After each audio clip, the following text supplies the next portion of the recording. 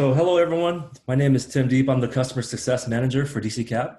We're excited to have you guys all here. So just want to do a quick thank you to our sponsors. We have BigCommerce, we have Nexus, APS Payments, Avalara, Gorgeous.digital, and Content for Commerce. So, and the DCKAP, we're the host for everything. So let's bring on the Jergens team. We have Tony Flipovic, Operations Manager at Jergens, and we also have Liana Ramos, Marketing Manager at Jergens.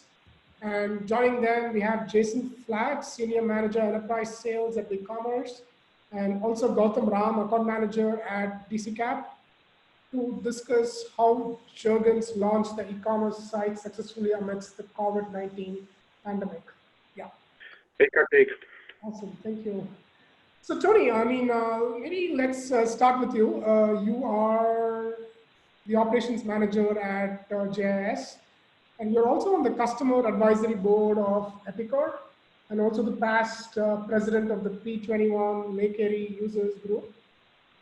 A lot of credentials to your name. And your team started the migration of your e-commerce platform to BigCommerce and Chorus, our integration platform, sometime during the middle of last year.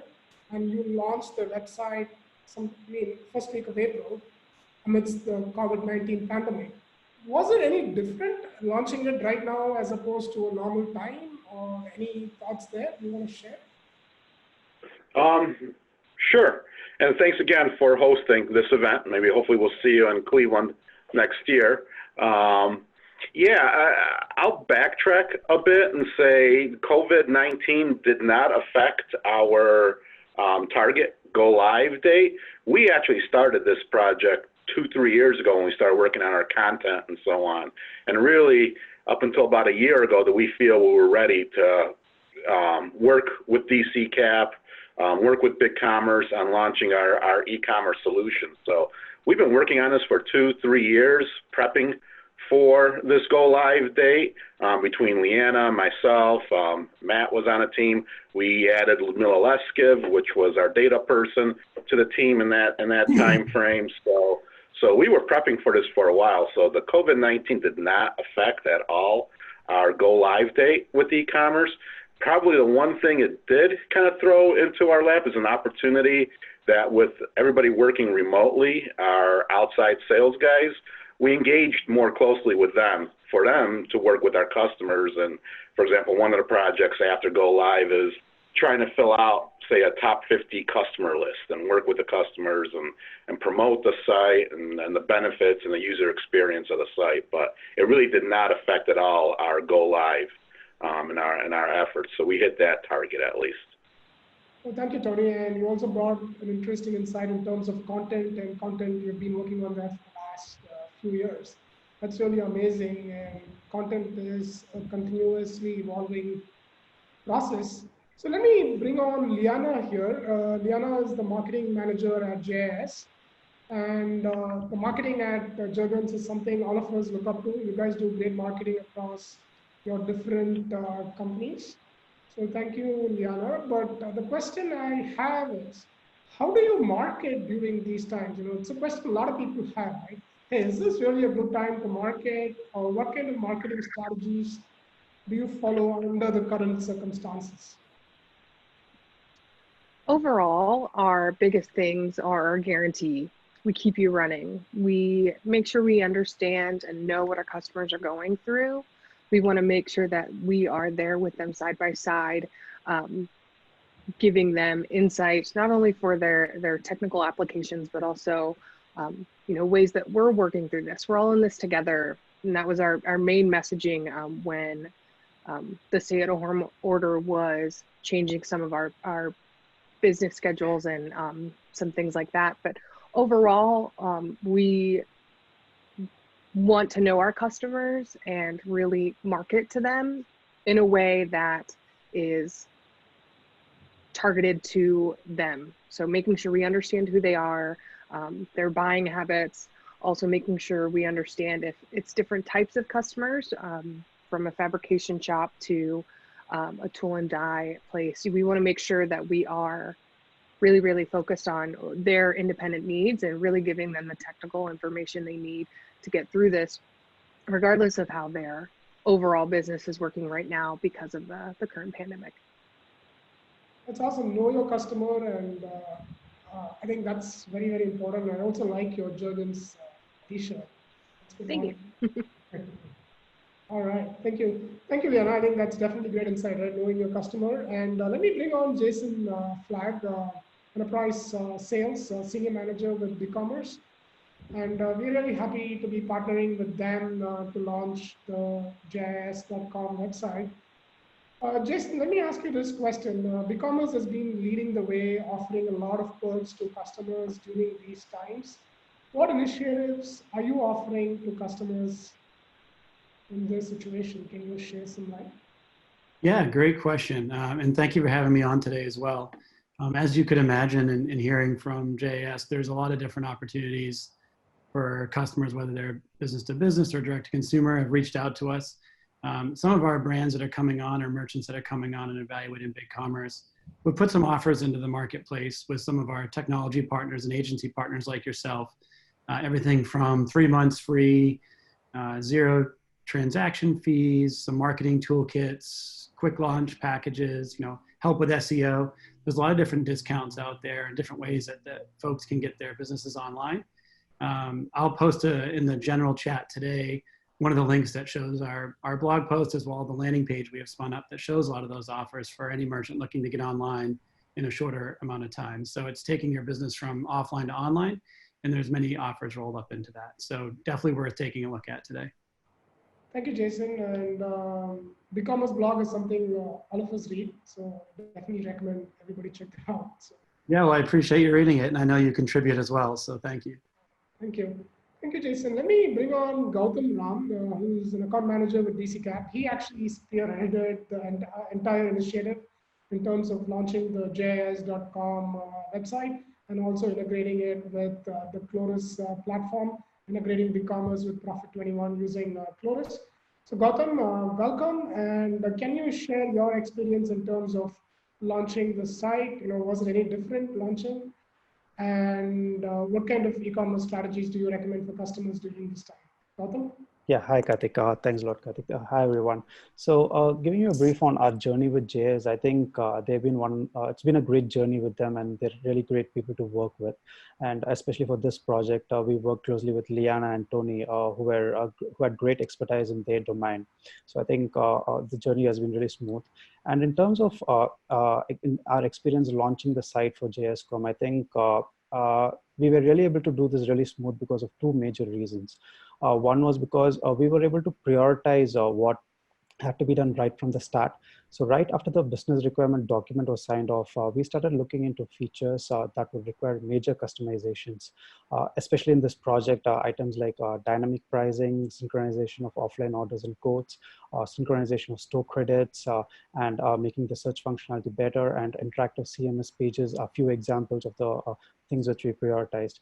And if I take a particular example over here, the dynamic pricing or real-time pricing, the complexity over here is every time a customer logs in, BigCommerce will have to set a call to through Chloris to P21, and it has to bring back the price and update throughout the website. So this was a big architectural challenge for us because given the number of SKUs, achieving this was not really easy. But again, our team from the starting, it made sure the architecture was right, and we did not compromise on the website performance, and we made sure this was going on smoothly. And secondly, the reason we were able to have a good launch was also due to Liana and Tony, who were on top of things right from start. They were closely working with us, which enabled us getting us feedback now and then on the project. So it was not like a last-minute change or anything. So any feedback they had, they would share it right to us, and we would make sure we fix things. And also the chemistry we had between with them and our team was very great over there. And replying to your last question on recommendation to the customers, I think this COVID-19 is an unforeseen issue, which no economy model or satellite imaginary or any technology on Earth could have predicted earlier. So this might be one of the kind that might leave an everlasting impact on us. But things will get back to normalcy soon. However, this is going to be a real boom for e-commerce industry. So as you pointed out earlier, the e-commerce sales has gone really high because of this.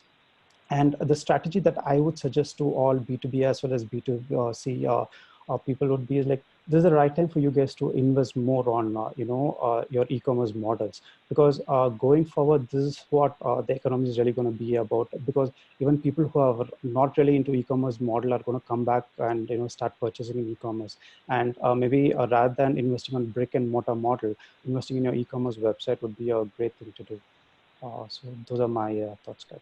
Thank you, Gautam. They are great insights. And again, when you work with great clients like JIS, you definitely learn from them. And we have learned a lot working with Liana, Tony, and Matt's team at Jergens. So thank you. And they are great insights too, right? We also mentioned about pricing, and we understand how critical pricing is and has to be dynamic, pulling in from Profit 21 and getting it on BigCommerce.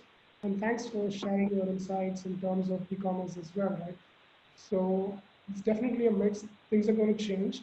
But one thing I would just add on to what you said, Gautam, is your times are tough. So even if you spend on e-commerce, please make sure you spend it wisely, right? So don't spend more than what you really have. So that's something I would just add on. But thanks, Gautam. I think that's really, really good insight. Appreciate that. So I have a question. So maybe for Liana or Tony, one of you could answer this. So how has the experience been, right? So working with DCKAP, or since launch, why did you actually choose BigCommerce or Chloris for your integration platform as a choice? Yeah. So when evaluating the platforms that we had the opportunity to work with, some main things we looked at were features that we knew that we wanted no matter what. So the dynamic pricing, an enhanced search feature, the ability to configure products to save some real estate on our search pages. So having gloves of multiple different sizes being all on one product page, and the customer can select their size based on that product. And we had about four pain points that we really wanted to focus on. And when we were working on the business requirement document with DCKAP, we really focused in on those things, and they were very quick to give us information, as well as further research into what our opportunities were for solving those pain points. And overall, as Gautam said, working with DCKAP has been great for us. We have been very vocal and transparent back and forth on what things can happen, when things can't happen. Overall, in choosing BigCommerce, we looked at those pain points, but also looking at what our capacity in our resources in our company were, and what type of platform would be best for that. So the reason we went with BigCommerce was the user friendliness of it, and also it's something that our capacity for our resources can really work with. It's not outside of our capacity or our abilities, but it's right in the wheelhouse. We're able to handle all of the things we need with BigCommerce, from pricing to product information to the overall customer experience. We wanted to make sure that those things were really highlighted and enhanced with the site, and BigCommerce has been a great match, as well as DCKAP. Thank you, Liana. Tony, you want to add something there? No, she summarized it well. I think I guess what I'll add to that. No, I'll go ahead. I'll skip. I think you got another question coming my way, so I'll save it for that. Okay, awesome. Thank you, Tony. Let me bring on Jason here, right? I think it's a good time to bring him on. So Jason, what changes are you seeing in e-commerce during the current situation? Can you shed some light there? Yeah, great question. And I'll answer that in kind of two parts. One, I'm kind of excited I got to wear a sports coat today. Haven't done that in a solid almost 50 days. So that was a nice win for me. That's one of the biggest changes, right? So it's kind of been crazy here at BigCommerce, and then working with all of our merchants, shifting from, working in the office here in Austin, Texas, to going fully remote across the globe, and seeing that shift across, many of our major customers and verticals. So, most folks are pushing both B2B and direct to consumer they're really doubling down on e-commerce right now, as you would expect, right? A lot of those projects that may have been stalled at one point, or microsites or different multi-site implementations, people are pushing forward so they can figure out how to go from strictly business to direct to consumer. That trend toward shopping looks a little bit more normal now. About 3 weeks ago, we started seeing a shift back to a more normal state, right? As everyone's living through working from home, learning at home, recreating at home, worshiping at home. Home is where we are now, right? And so consumers are finding a new way to be in the new normal and self-isolation. They're building different routines, regardless if they're temporary or not. You're seeing those shopping styles go with those same trends. So when you look at the predictability of the data, which we have been doing from a marketing perspective, and I'm going to share a couple numbers with you here for a moment. Each week of data that we collect, it kind of shows different insights in the journey of the end user or the consumer. For example, in week 17 of the year, so 5 or 6 weeks past post-COVID, I would say, furniture is making a big comeback again. It was really, really hot the first week. Everyone worked from home, buying desks and laptops and all those different things to work from home. It pushed out arts and entertainment, where people were really heavy on Netflix and Amazon Prime and Hulu. Other trends that keep continuing to go up are sporting goods. That's an unprecedented rise, right? Everyone working from home, working out, trying to get in shape, myself included. I'm one of the guilty parties who thinks I can work out in my garage, and it's not very good. Joel will attest to that, one of my partners here on the phone. Other verticals that are doing really well are health and beauty, vehicle parts, surprisingly. A lot of people are doing some repairs to their cars at home. That's up 114% year over year, so a big increase there. Same with sporting goods at 164%. So as you look at different trends and look at different data, it's shifting week to week, but also starting to normalize again. People getting back into the normal habits they used to have. So hopefully some of those insights were helpful. We have lots and lots of data we can share with you, and it is customer facing for our current merchants as well as everyone on the phone. So I will post that PDF to this chat as well for anyone that has questions, but please ask questions. We're happy to share any data that we've collected based on the 60,000 plus merchants on our platform. Thank you, Jason. I think they are really interesting insights, and as you kind of talked, I need to get some new furniture as well. Yeah, we have lots of those sites as well. But yeah, let us know if anyone has questions on what trends we're seeing or different ways they can approach things given the vertical that you're in. Feel free to ask as many questions today as you need. Definitely. I think there are some questions coming in, but before I get into the questions, I just want to ask one last question to everybody here in the panel. We will start with Gautam. So Gautam, how is it like working from home, and do you enjoy it, or what are you doing? Esker, yeah, thanks. Definitely a great question. And I think it's really interesting, especially we have work from home, but the entire office working from home is something new for us. And apart from that, looking into it, it's an entire, the software industry is turning right now, and all of them are trying to minimize their real estate. And I think that's how the future is going to be for that also. And for me, personally, I see it as a reduction in commute time, my fuel consumption, getting exposed to pollution and traffic, and also avoiding tiredness on the travel. So that helps me, become more productive over there. And apart from that, I've also seen personally, see most of our colleagues also become more productive at that during this time. That being said, I think I should admit that sometimes I do miss being amidst peer employees. So that's something definitely we will miss. But for the time being, since it's the safe thing to do, I think, yeah, it's a great option. And I think we're really blessed, since we have the ability to stay back at home and work at this time. Well, definitely feeling blessed for sure. And I also miss working with people in the office. But I can really imagine you're saving some money by not commuting to work. So you got to buy me a drink. Sure, Kathy, definitely. All right. So, Liana? I agree with Gautam. It's been a process of finding your new productivity levels, right? So finding your routine that helps you enhance your day. I really enjoy the atmosphere that I've developed for myself to work from home. I was one of those people buying a new desk when I started to work from home.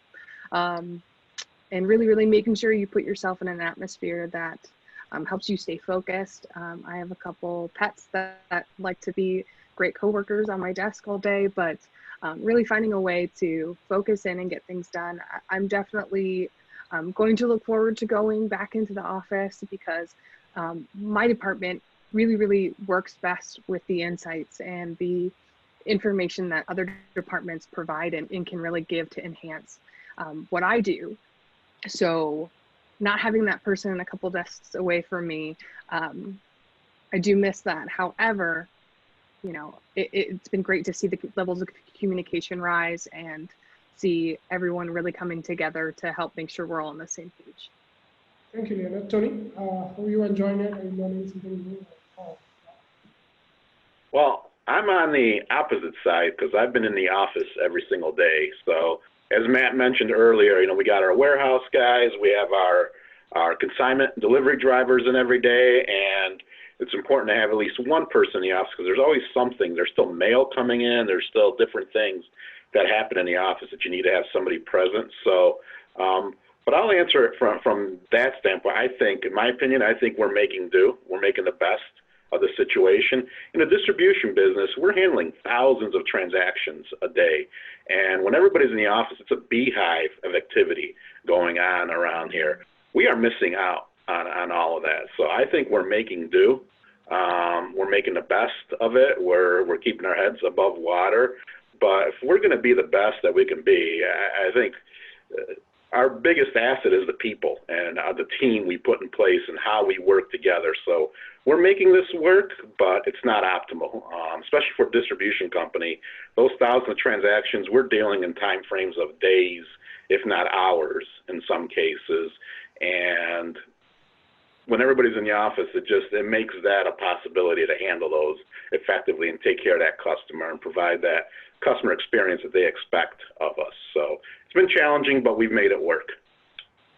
Well, that's really well said, Tony, and that's a really different perspective, right? So when everybody's working from home, you're working from the office, and that's great teamwork, right? So even within Jergens, Liana is at home in the office.